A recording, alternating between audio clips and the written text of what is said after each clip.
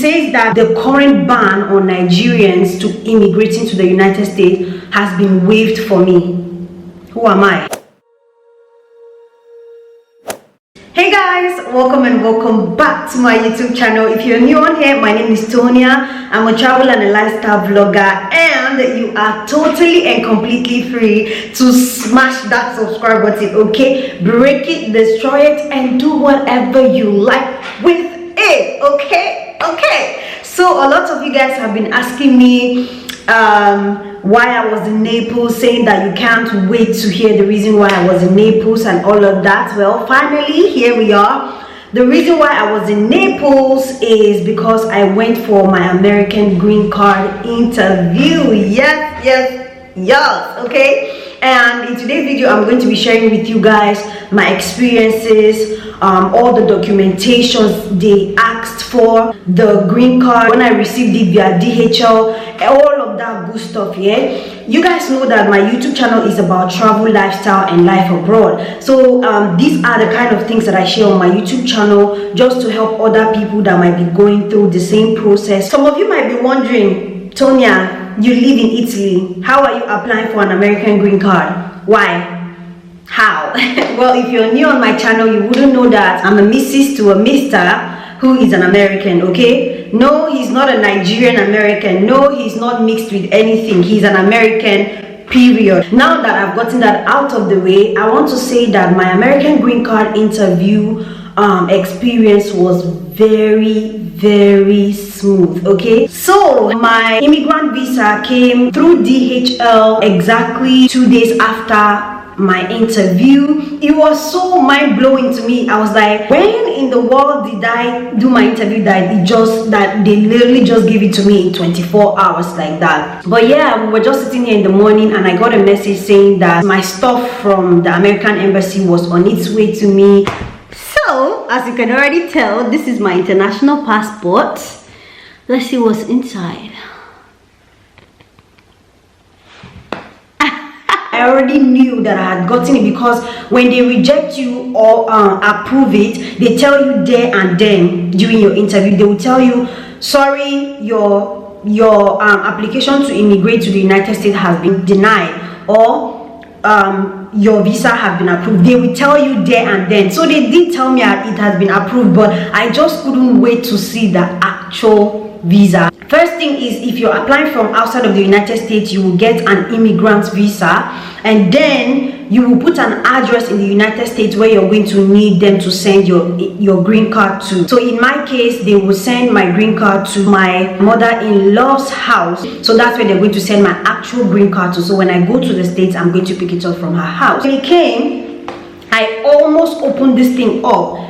I don't know if you guys can see it, but this whole package that they sent, I almost opened it up by mistake, but it boldly says at the back, yep, it says do not open, and I didn't know. I was about to rip it open and I saw it. Thank God I saw it. So basically, this thing also came with my passport, and they said that I need to submit this at the point of entry into the United States. The immigration officer at the point of entry is the one that is allowed to open this up. So prior to doing things like this, you know, you will do your research, you will want to kill yourself, all of that stuff. But if you're watching this because you want to apply for an American green card, I want to tell you to just calm down, okay? All you need to do is get all the documents that they're asking you for. That's all, okay? Don't be too nervous. While I was waiting for my interview, I was just there talking to my mister, laughing. We were just talking. Like, I wasn't nervous at all because every single thing that they asked of, I had it, okay? So let me tell you guys about like the documentation that they asked me to bring. Then I'll tell you guys about the actual interview and what they asked me and all of that good stuff. So the very first thing you're going to need to do immediately you receive a message saying that your I-130 had been approved and that you will need to come for your interview is that you need to go and fill the form DS260. Okay, once you're done with that, it's going to send a confirmation page to your email. You need to print that page and take with you to your interview. The second thing that you're going to need to do is the person filing for you, because if you're filing based on marriage, then there's going to be your spouse, could be the male or the female, right? The person is going to need to fill form I-864, which is the affidavit of support. He or she is basically saying that, yes, I'm going to be responsible for you when you enter into the United States.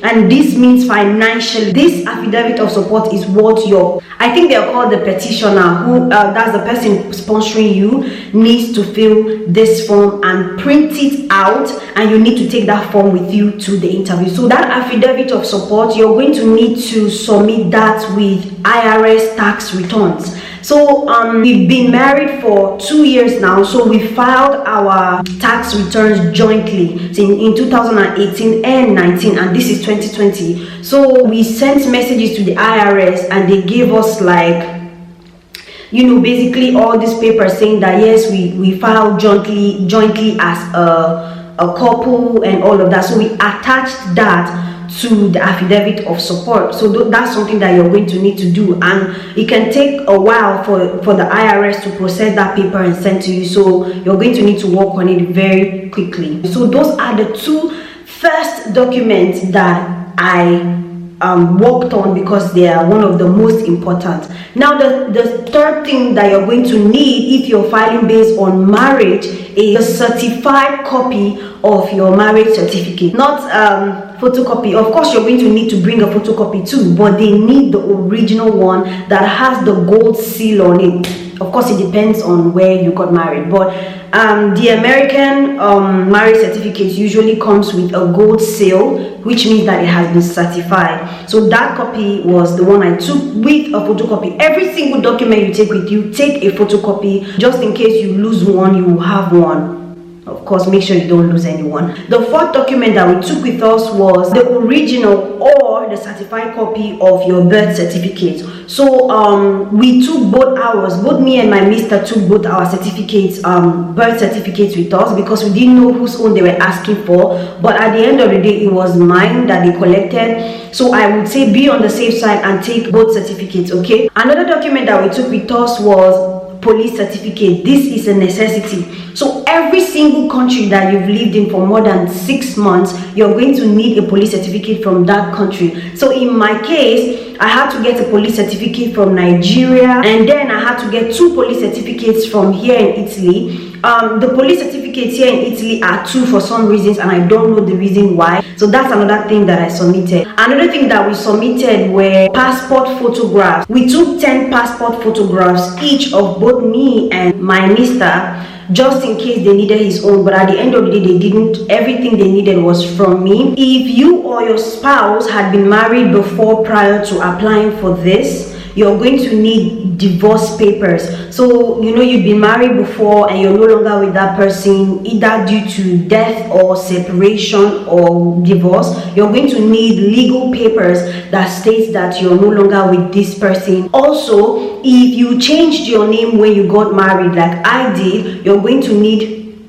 like court papers or something like that that shows that you changed your name officially. In my case, it was so when you get married back in Nigeria, there's a way you do it. You will take your marriage certificate and they will give you this form to fill, basically saying this is my name now and I want to change it to this due to marriage. So they did that. So I have an official court order that states that I've changed my name. That's something else that you need to submit with your marriage certificate if your case is like mine. So if you didn't change your name, that's not something you need to go and do. Oh my God, I need to change my name. No, people apply all the time and their name is not the same as their spouse. Changing my name was my choice, okay? So if you're like me and you've changed your name, you're going to need legal documents that states that you did change your name. Other supporting documents that you're going to need are, for example, if you have them, and I hope you do. So basically you need to submit documents that you guys have together. In our case, we had life insurance,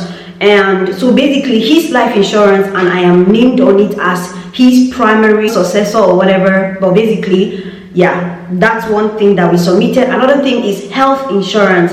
Being in the military, we do have a military health insurance called TRICARE. So on that is my name and his name. So that's a document that came in very handy that we submitted. Another document that you need to submit is like lease agreement. Like you both live together, obviously. So there's every possibility that both of you, your name is on your lease agreement. So that's something that you need to submit. Another thing that we submitted is power of attorney. So he made me his power of attorney, meaning that if he wasn't around, I can sign on his behalf. I am allowed to run things in his name. Basically, that's what power of attorney is. We submitted joint account. So we both have a joint account.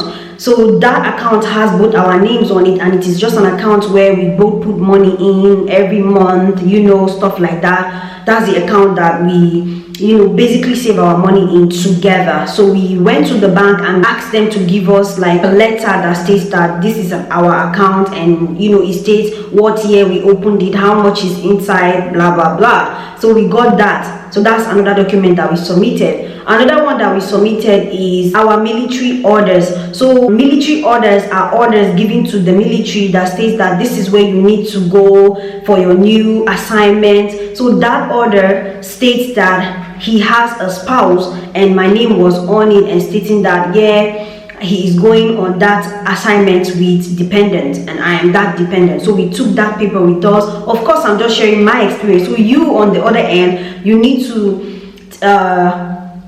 basically get papers that has both your names on it. That's the whole point, okay? Because it shows that your marriage is genuine. You guys are basically syncing your life together. They also asked me to bring my high school certificate, so high school diploma. So I took it. You need the original. As I am telling you guys, most of these documents you need the originals and a photocopy. Another thing that we took with us is we printed text messages from years and years ago when we started talking, because I watched a lot of YouTube videos before going for my interview because I wanted to be very prepared.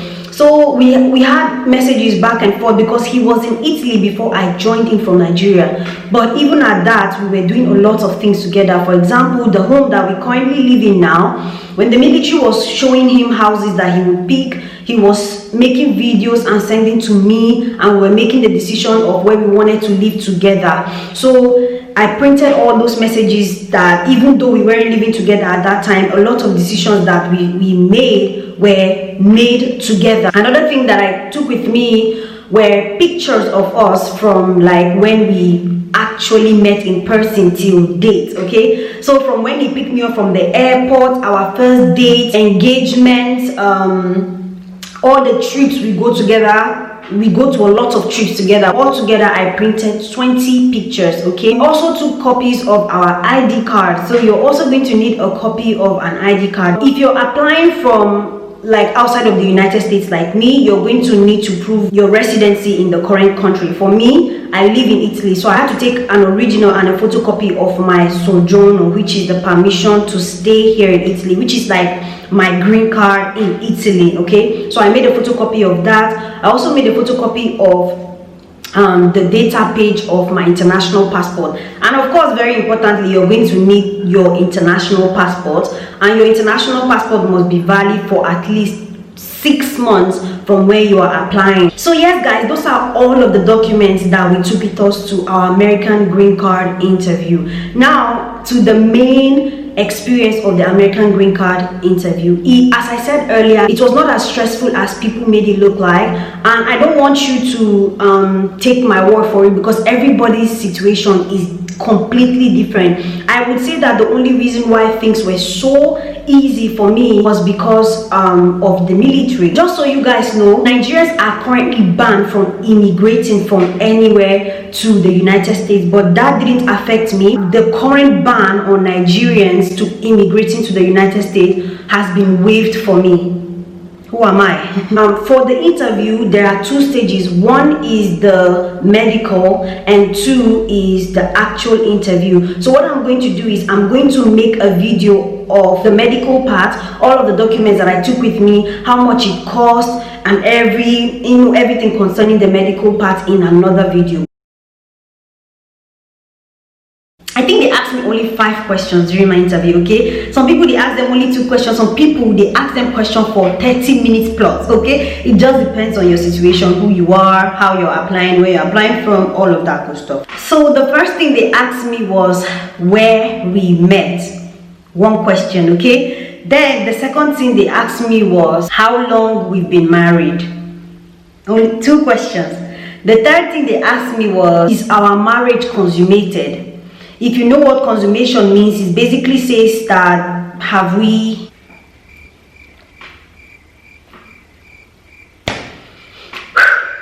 okay, so why am I laughing like this?